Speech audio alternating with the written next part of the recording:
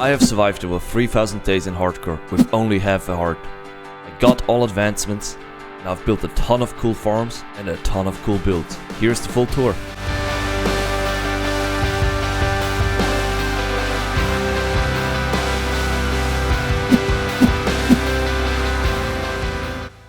Hey, welcome everybody to another world tour video.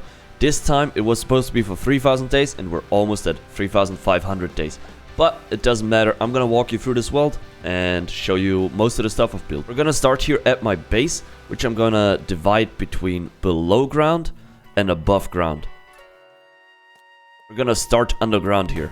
So we're in my storage room, which is kind of the opening to the base. And yeah, we got a bunch of chests over here, and this wall is all shulker based storage. We got some farms in the floor, like the bee farm here, and the nether farm over here. And right next to the storage room is the sugarcane farm, where Chazzy here takes care of all the sugarcane. If we continue down the corridor here in the storage room, we got some charged creeper pets. This one is named after Leiche, one of the community members on Twitch. And right next to it here is a wool farm, a bit of more of a free range approach here, with all the wool going over here. Here we got a starter setup for brewing, which I barely ever use anymore. And here we got one of the channel point prediction builds, which we mostly use on Twitch for Russian roulette. So there's a 50-50 chance for water and lava.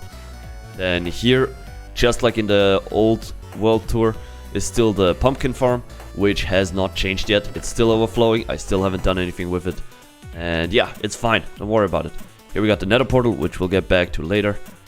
And right next to the pumpkin farm here is the enchantment room, where we got Jake Goodman doing a bunch of enchanting for us here.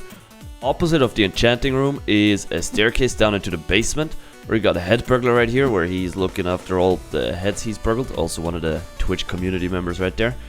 And if we just walk down here, I always leave the corridors open-ended like that, so I can expand them in the future. And here we got some bone meal powered 2 tall flower farms.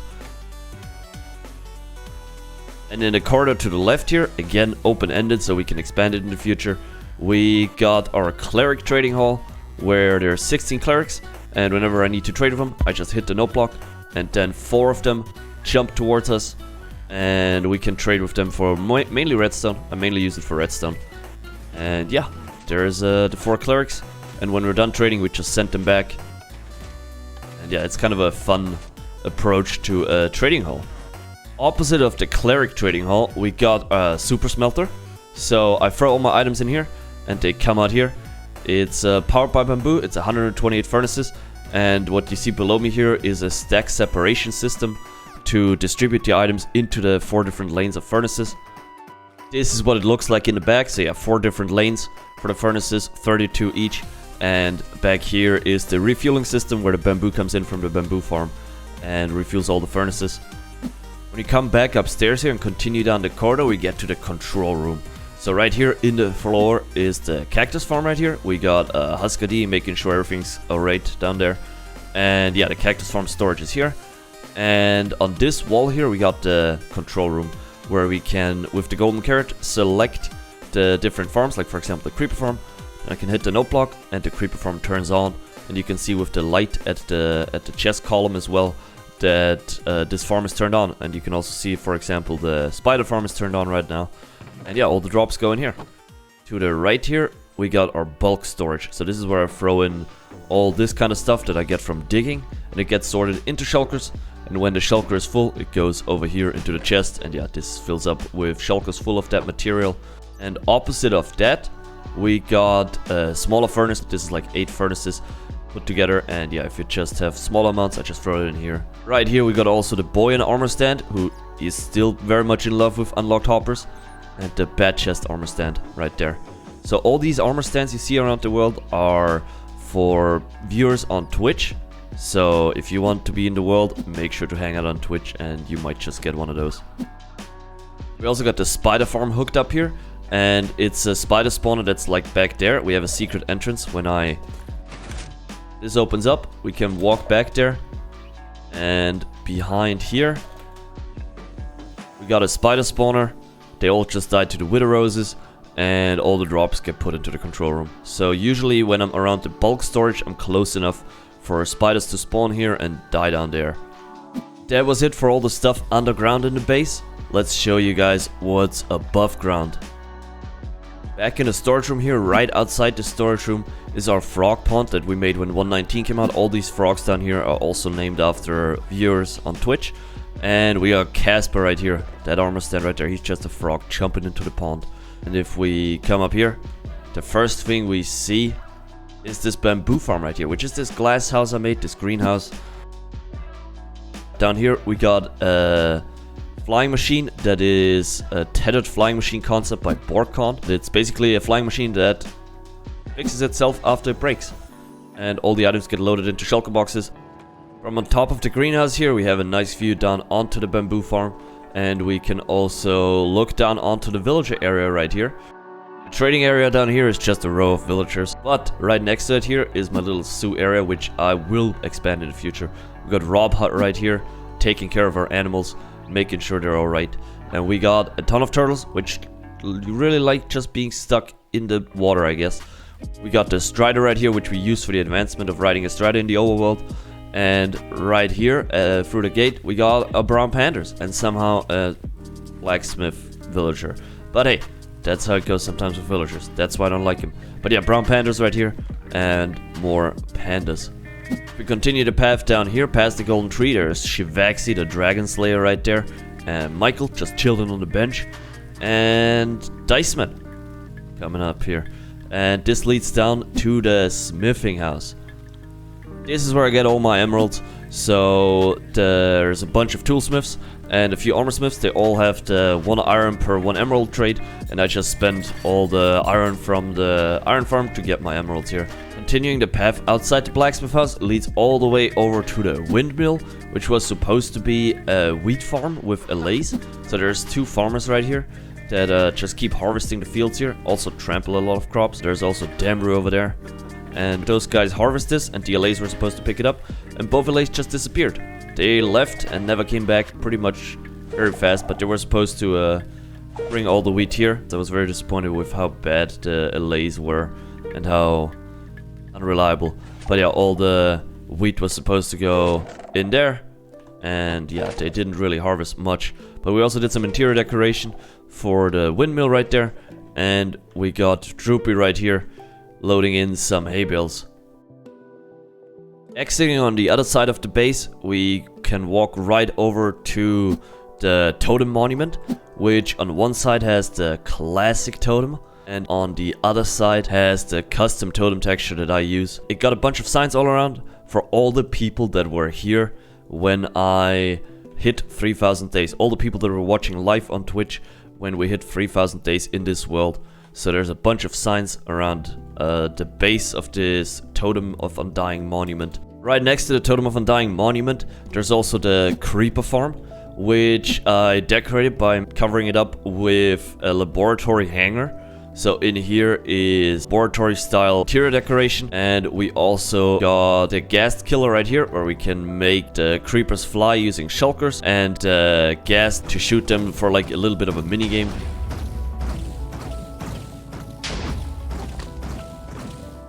And the outside decoration is the creeper that is mid-explosion getting frozen in time by the Arch-Illager from Minecraft Dungeons here. That was a really fun build. I really enjoyed making that. The actual farm down here is a shifting floor farm, and you can see the creepers falling down, get flushed to the middle. There's some mob conveyors down there which bring them over here. You see all the gunpowder arriving here, getting loaded into shulkers. All these extra bits right here is the shulker cannon to make the creepers fly. In the ocean is where we have our guardian farm. So we drained an entire monument, I drained some area around it, and right here is the ocean monument build, which I made this mosaic for with some cool patterns. We did no planning for this, all here in hardcore. It was a lot of fun making this. We got Nembon's concept of a 117 guardian farm right here. So all the guardians go into the nether up top and then come back out here in the overworld. And we can just take potions out here, and if I get below a certain amount of potions, this just restocks and we get new potions in there. So there's auto brewers in the back, and we can kill the guardians by doing this, and then we get a ton of XP. We also got our friends Robin and Kira chilling here respectfully. They're just hanging out here. Here in the ocean right next to the base, we got a bunch of different raid farms actually. And the one that I mainly use these days is this raid arcade game, where the raiders spawn all the way back there and they make it down those steps all the way down to the wither roses. And for each colored step, I can trigger a different trap. Like for example, I can trigger the slime block launchers, arrows, or all kinds of other stuff like iron golems, lava, firework rockets. At the very top I can trigger some poison potions, and I also shoot them with the bow, and that's how I beat raids at the moment. It's a lot of fun doing it like this, and I do that every time I get raided on Twitch. So it's a raid for a raid, that's the concept here. There's some retired raid farms here, so this one was the first one I built in this world. This is where I got my first totem, which is out of commission now because it was very scary. The second raid farm I built is Ian Exoforce stacking raid farm right here, where I added a safety to it, which is an ender pearl chamber over there. So in case anything would go wrong here, I was able to teleport out. I don't use this anymore though, I retired this because in my opinion it was way too good. It's an insanely cool design, but it gives you so many drops that it trivializes a bunch of parts of the game. So I stopped using it because I think stacking raid farms as a concept are a bit overpowered. Very cool design though. It was a lot of fun building it and decorating it, making it overgrown like this. But yeah, it's retired. I haven't used it in a long time.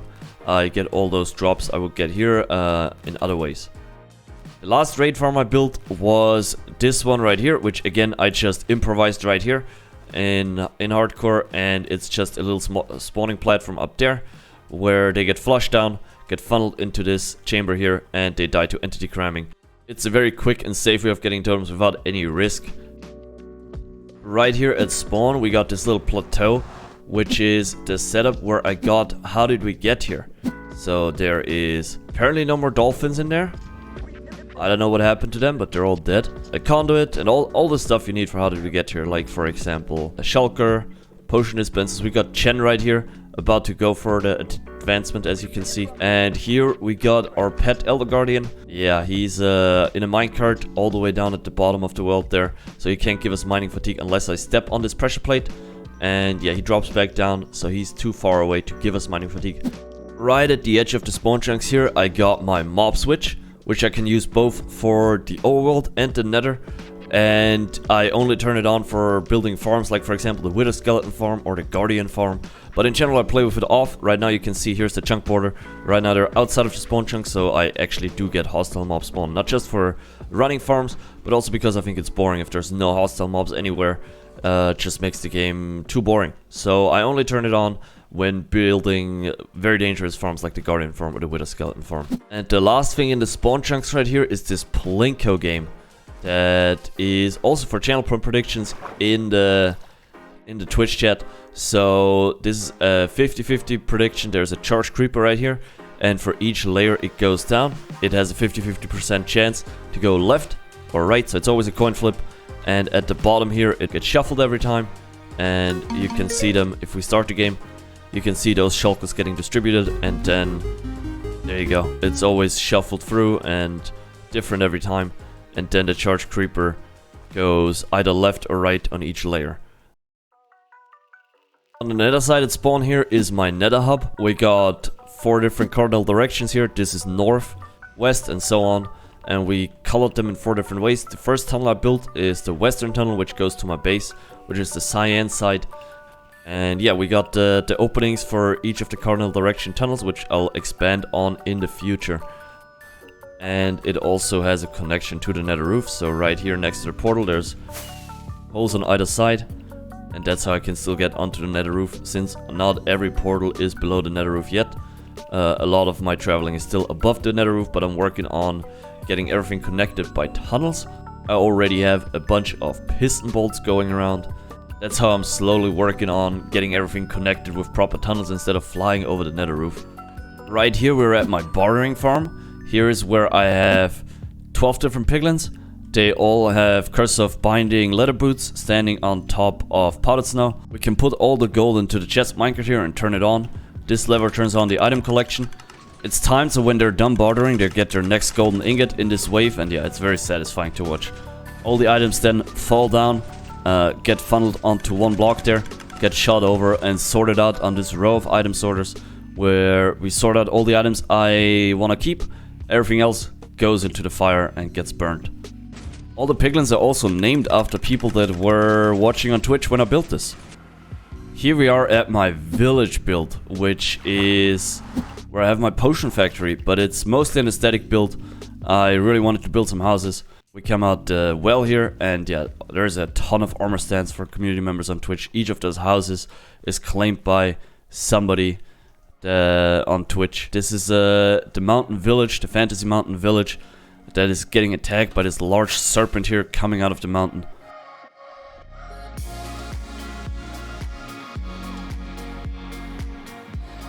The actual function of this build is the potion factory. So when I land right at the top here, there is 2 calcite blocks, and there's a bit of a secret entrance.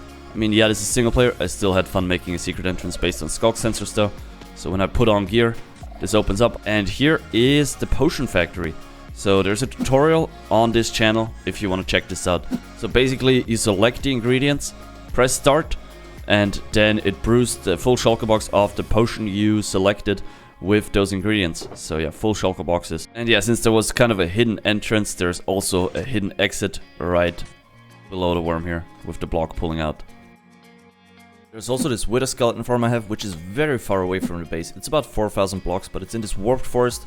I've got a double crossroads here, and it is a design by a community member on Twitch named Tetra, and he has done a really good job of making a world download to explain how this works.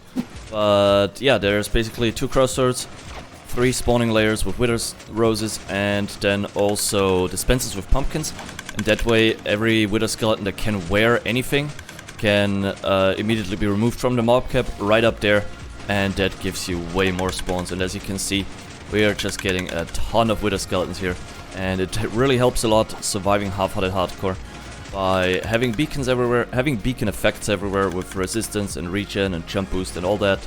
Really helps you stay alive. And all the drops get then shot up there, go over and to the item filters, where we load all the coal and the bones into shulker boxes. All the skulls end up here as well, and yeah, then all the swords burn in the fire, and that's the Witherskelly Farm. I also have a few farms that I didn't really bother decorating, like for example Eonoxophorus Gold Farm here, where I added my own custom item storage. This Froglight Farm at the bottom of a treasure bastion, and also this Skulk Farm, which I designed here in Hardcore, with both the Skulk blocks on one side, but also on the back side I can get the Skulk sensors, Skulk veins, and the Shriekers, all powered by Enderman. The last thing I would like to show you is my current work in progress. This is the hostile mob zoo in the end, and all the different chambers here have different hostile mobs, and we got all the hostile mobs in other than the ones we were gonna get on Halloween with the jack-o'-lantern variant. So including a warden in this chamber up in the air, far enough away so it can't sonically boom anything, and then there's also a ghast, and yeah, basically all the hostile mobs you could think of other than Evoker, Vex, and Elder Guardian. Other than that, we got everything here in those chambers. Each of those are named after people that were here when we built it. For each of the mobs I did a raffle. Also, at the time of recording this, we're now at 3,700 days. We just passed that yesterday.